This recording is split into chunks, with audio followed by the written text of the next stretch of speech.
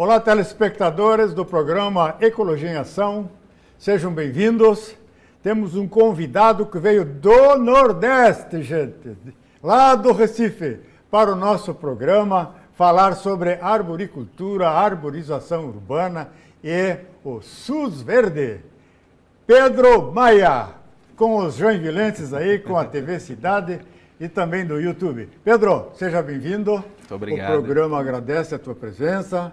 É sempre uma satisfação ter uma autoridade como você, e que nós temos muito pouco conhecimento sobre a arboricultura no Brasil, e você está dando um show aí, você está dando aí bastante informação, criando aí uma nova raça de arboricultores no Brasil, gente que respeita a árvore, não é só cortar árvore. Pedro, o que você me conta aí dos teus trabalhos, do teu sucesso, o que você vai contar para os nossos telespectadores? A arboricultura em si, né? O trabalho que a gente está desenvolvendo Brasil afora, participação no Sul, em Porto Alegre, em São Paulo, no Nordeste, que é um serviço que vem sendo desenvolvido ao longo do tempo. A gente já está há 16 anos trabalhando com isso.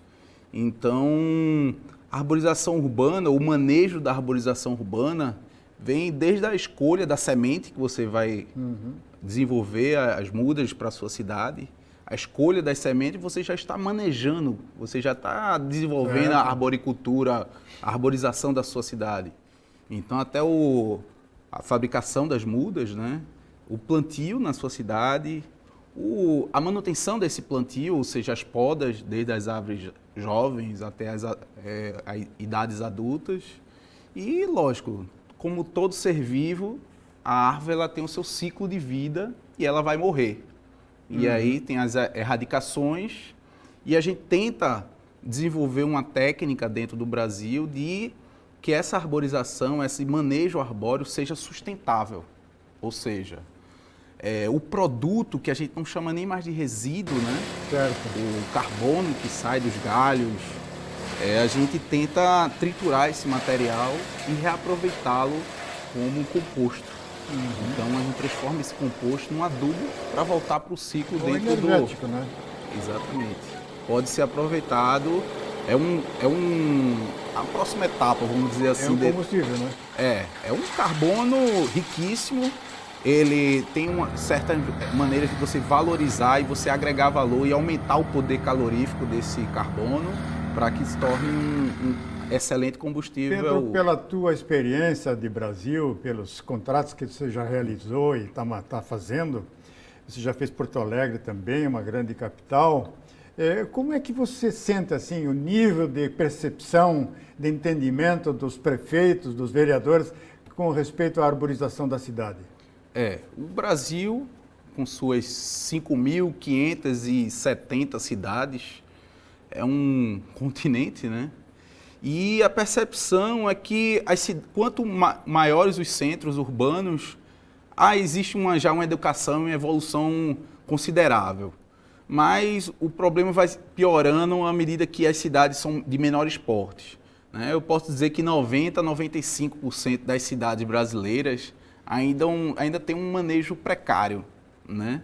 Não profissional, e às vezes acham que estão cuidando bem das árvores e, na verdade, estão prejudicando, ou seja, estão diminuindo o tempo de vida útil de um indivíduo arbóreo. Então, eu acho que a prática, né, e a informação que a gente puder passar para essas cidades de menor porte vai ser muito bom, vai ser muito proveitoso para eles. Então, se uma prefeitura como, por exemplo, Joinville, Blumenau, Florianópolis, necessitar de um plano de arborização ou de uma manutenção da arborização, e quais são as principais propostas que a tua empresa, por exemplo, oferece para esses prefeitos? Tem a parte sanitária, a parte de inventário, como é que funciona isso? O plano é a primeira etapa de qualquer cidade para elaborar uma diretriz. Certo. Né? Eu sempre coloco o plano como uma diretriz. Né? O plano diz que você vai ter que fazer um diagnóstico da arborização existente, você conhecer a problemática da sua cidade. Quantas árvores tem, né? Quantas árvores tem. A saúde não é só um levantamento quantitativo, mas qualitativo também. Você vai determinar, por exemplo, qual o percentual de risco de queda que está a sua arborização, quantas árvores estão com risco maior do que 80% de risco de queda, para exatamente dimensionar os equipamentos de poda, os equipamentos de erradicação. Tudo vem a partir do plano. E o plano te dá diretrizes como fazer o diagnóstico, montar uma equipe, se planejar. Então, são ferramentas que você precisa seguir o plano, né? Eu já vi muitas cidades com planos muito bem feitos, mas que não seguem o próprio plano, né? Então, acaba que não se desenvolve um bom planejamento para essa manutenção, que no final de tudo, o intuito é aumentar o tempo de vida útil das árvores para o bem-estar da população, né? Dos cidadãos dessa cidade. Sim, não só também isso, por exemplo, com as mudanças do clima, os ventos são mais fortes, estão ficando cada vez mais fortes, a temperatura aumentando, ela cria chuvas mais torrenciais, mais compactas, e as árvores são as principais vítimas dessas mudanças climáticas. Então, cada vez que dá um temporal em São Paulo, por exemplo, ou em Belo Horizonte, são 30, 40, 50 árvores que tombam. Então, isso é falta de diagnóstico quanto à saúde dessas árvores, não é isso? Isso. Como é que se faz isso?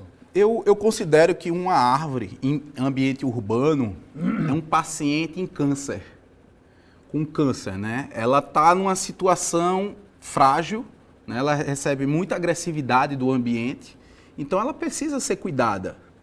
Então, deve ser feito um diagnóstico preciso da arborização. Existem equipamentos para fazer um bom diagnóstico, como a ultrassonografia arbórea, como o penetrógrafo que você acompanhou lá em São Paulo.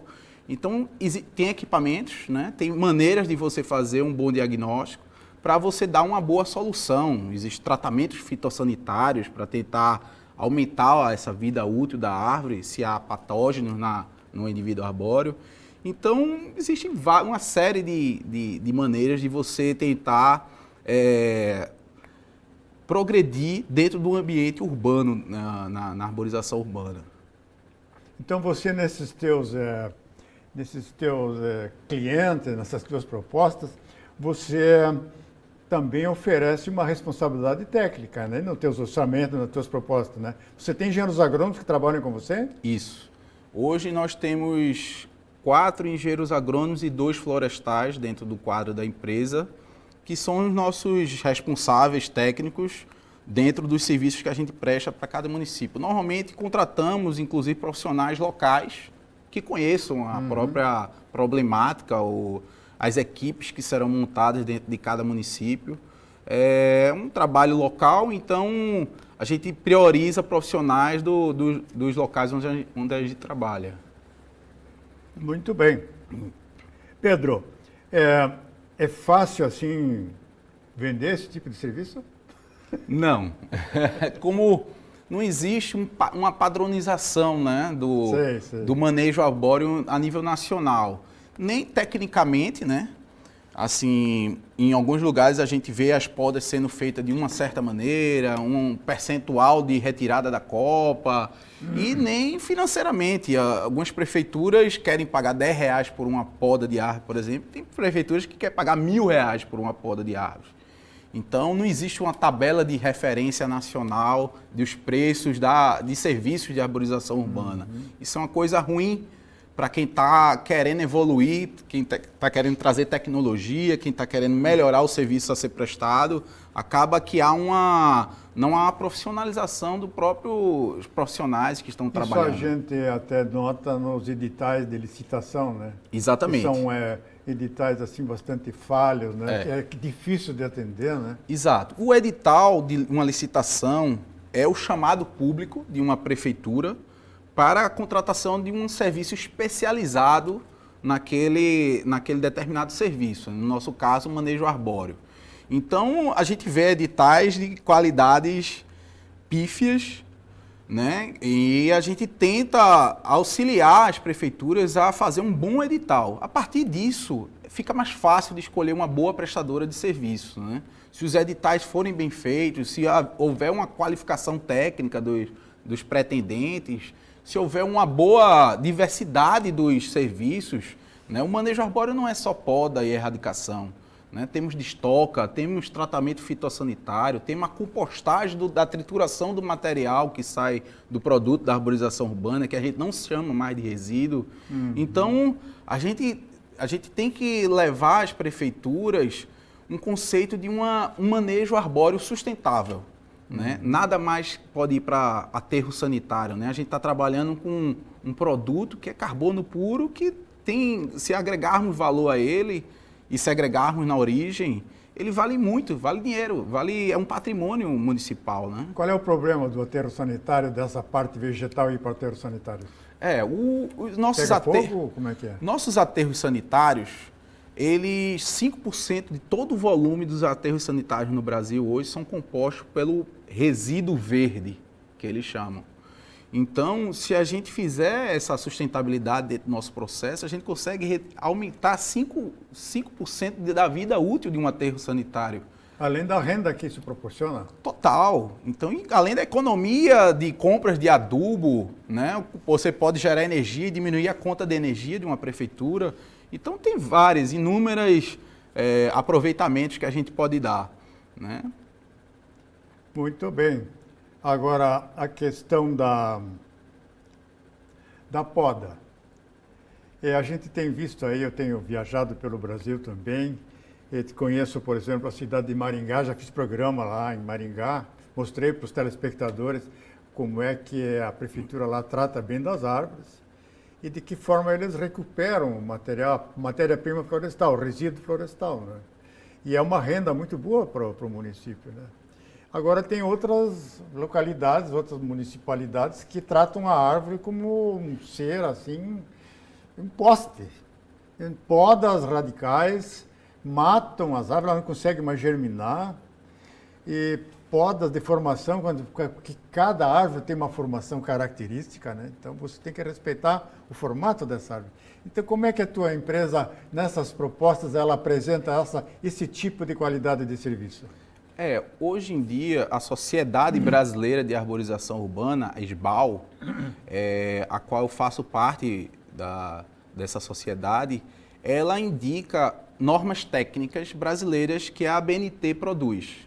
A ABNT tem uma norma técnica, 12246-1, de florestas urbanas, que diz um padrão técnico de como você executar as podas de árvores nos indivíduos arbóreos do seu município. Uhum. Então já há uma limitação técnica de percentual de retirada de copa, né?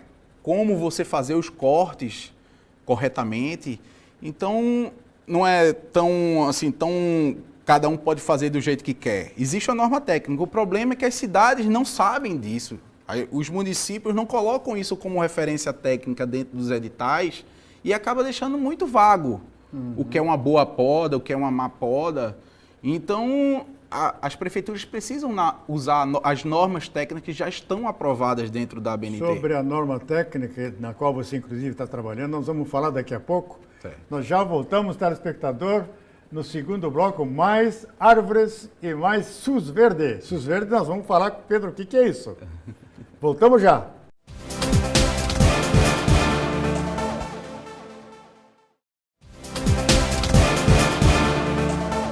Retornando com Ecologia em Ação, com Pedro Maia, lá do Recife, em Joinville. Mas que bom, Pedro. Você vai falar agora sobre a nova formulação de uma norma específica para a arboricultura no Brasil.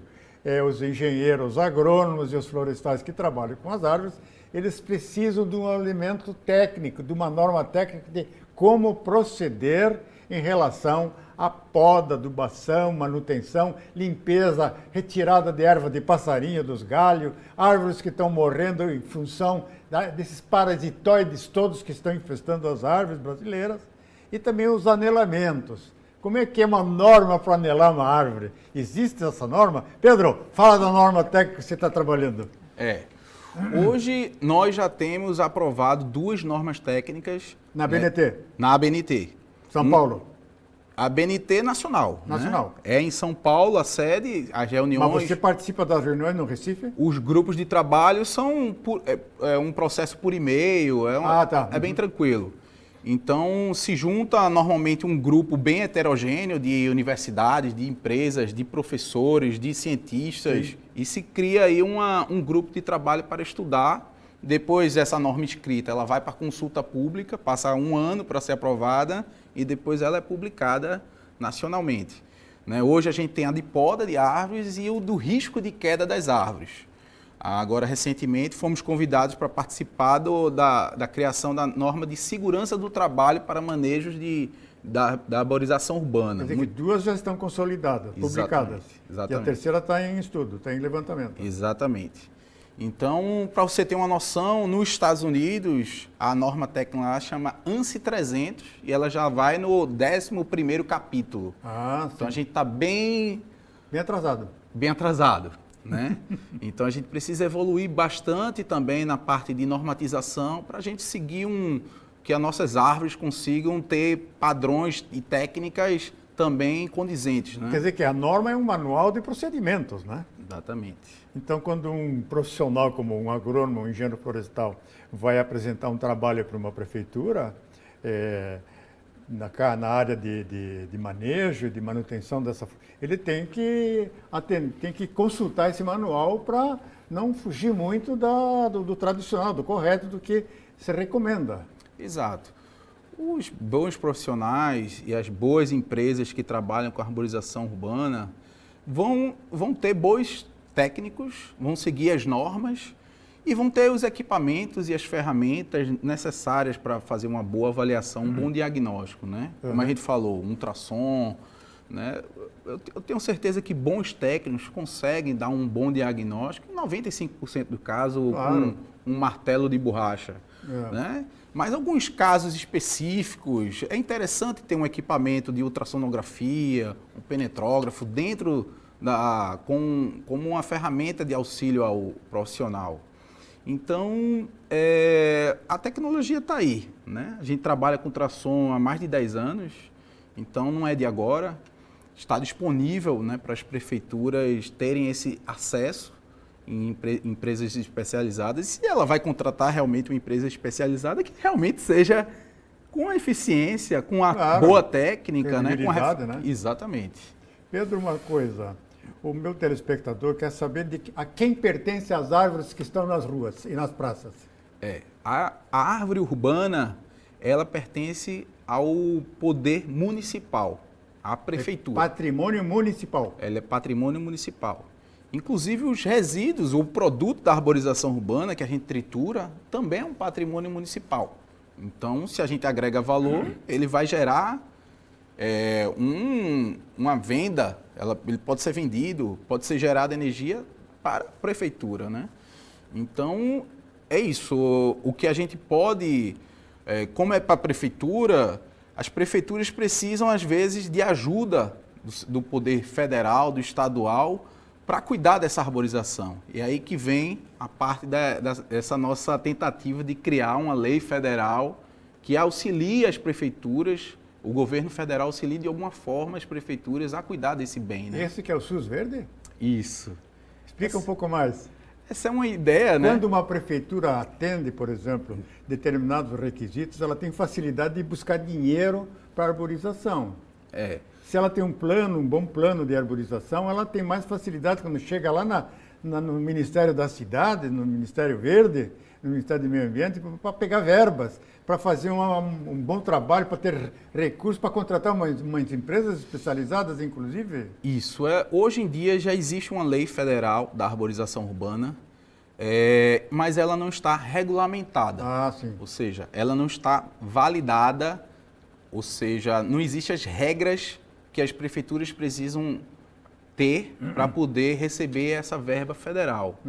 Então, já foi escrito, a Sociedade Brasileira de Arborização Urbana escreveu uma minuta dessa regulamentação e foi enviado isso para o Ministério do Meio Ambiente e é por decreto presidencial, então estamos esperando essa regulamentação sair para que as prefeituras possam se preparar ou se adequar tecnicamente para poder receber, né? A lei nada mais é do que as multas ambientais que acontecem dentro dos limites do município ficarem essa verba, esse dinheiro arrecadado das multas, voltar para a cidade para auxiliar no manejo, no plantio, ou seja, na arborização urbana como um todo. Você tem equipamento para fazer o cavaco, cavaquear essa madeira toda da arborização pública?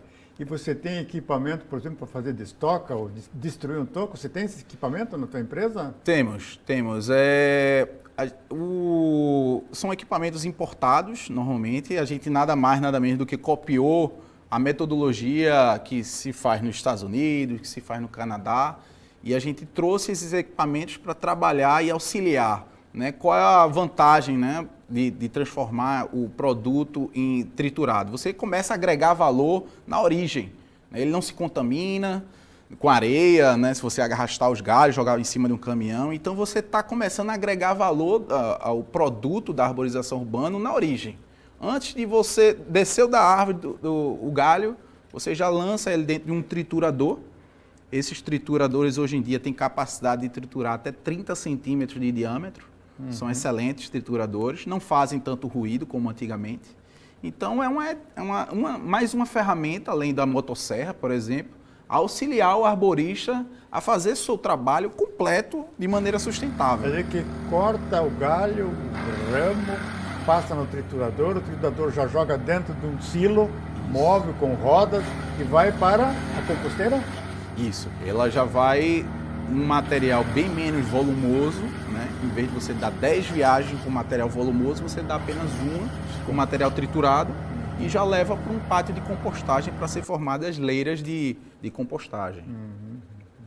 E essa compostagem você acha que é um fator importante, né? Ou seja, nós já falamos isso no outro bloco, né?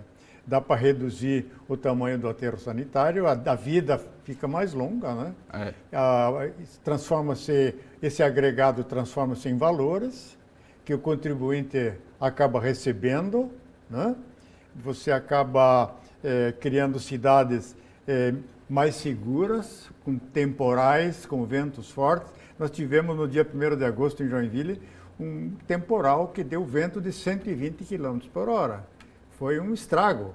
Os telhados voaram que nem pandorga. Mas eu acho que essa segurança é importante quando você faz um bom manejo da floresta urbana, né? Um processo sustentável, ele tende a ser o mais eficiente possível para uma prefeitura. Quando a gente fala de eficiência operacional, a gente está falando aqui também do dinheiro público, né? Dinheiro do contribuinte. Então, se você aproveita esse produto da arborização, você dá um fim energético, você provém um composto que pode ser enriquecido de nitrogênio e virar um adubo, você está retroalimentando, você está economizando a cidade de gastar com adubo, não precisa mais, através de um processo como esse. Então, a tendência é que os pátios de compostagem sejam mais uma ferramenta de trabalho do arboricultor como um todo, né? Nós fizemos algumas pesquisas antes desse programa e nós notamos que tem cidades no mundo onde as árvores todas têm uma numeração. Então, elas estão cadastradas no município.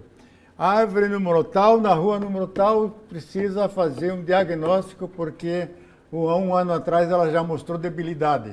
Então, você conhece alguma cidade brasileira que já tem um cadastro inventarial assim, dessa forma? Veja, esse é o sonho de qualquer executor de manejo, ter um nível de precisão e de detalhamento, né, dos nossos pacientes, que são as árvores, grande como esse, né? Um nível de... Mas a gente não tem. O que temos hoje no Brasil são inventários parciais, outros desatualizados. O inventário é muito mal feito, né? É como se fosse uma imagem de um momento da arborização urbana da cidade. Ele precisa... Sabe que em Joinville, todos os postes da Celesc, da Central de Eletricidade, têm um número? E as árvores não têm o número? Pois é. E elas vivos. E as árvores não saem do lugar também, né? Não saem do lugar, exatamente. Então você também tem, assim, às vezes, condições de apresentar propostas para as centrais elétricas estaduais, né? no sentido de se fazerem podas um pouco mais comportadas para a parte da fiação elétrica, né? Isso é um problema sério no Brasil. Isso. As companhias... É um choque, né? A gente trabalha com pensamento no indivíduo arbóreo. Isso é fato. As companhias de energia, elas trabalham com pensamento na sua fiação aérea. Certo. Lógico que há um conflito dentro da cidade e eu vejo que as companhias vêm evoluindo numa velocidade não tão como a gente gostaria do trato na arborização urbana, mas eu acho que a gente pode influenciar de uma certa forma. Se a gente fizer uma boa poda dentro do município, ela verificar na rua uma boa poda, talvez ela consiga modificar isso dela. Eu acho que num futuro muito próximo, né, as fiações aéreas vão começar a ser enterradas. Os custos de manutenção e de instalação dessas fiações enterradas estão diminuindo. Talvez até com as células fotovoltaicas nem precise mais fio, né? Cada poste tem o seu próprio gerador, né? Exato. Vamos chegar lá. E as prefeituras podem começar a produzir sua própria energia, né? Exatamente. A nossa biomassa do produto da arborização poderia ser das economias de uma prefeitura, né? Uhum. Pedro, nós vamos já encerrando esse segundo bloco. Foi muito interessante assim a tua explanação. Eu espero assim que a nossa Câmara de Vereadores veja esse programa. Eu vou mandar para cada vereador o programa. Então o programa vai talvez coordenar, vai ajudar, vai facilitar essa comunicação entre os grupos interessados, né? E aí, futuramente, talvez a gente possa ver você mais vezes aqui em Joinville, nos passando informação, prestando serviço aqui para o nosso município, na questão da arborização que nós estamos precisando. Fico à disposição. Eu, como membro da Sociedade Brasileira de Arborização Urbana e como arborista, né, fico à disposição de repassar qualquer tipo de informação, qualquer dado, o que você precisar. Ok, assim, telespectadores, mais um programa Ecologia em Ação foi para vocês, um presente, e vamos continuar aí prestando atenção nas nossas árvores, porque vento forte vem aí. Até o próximo programa.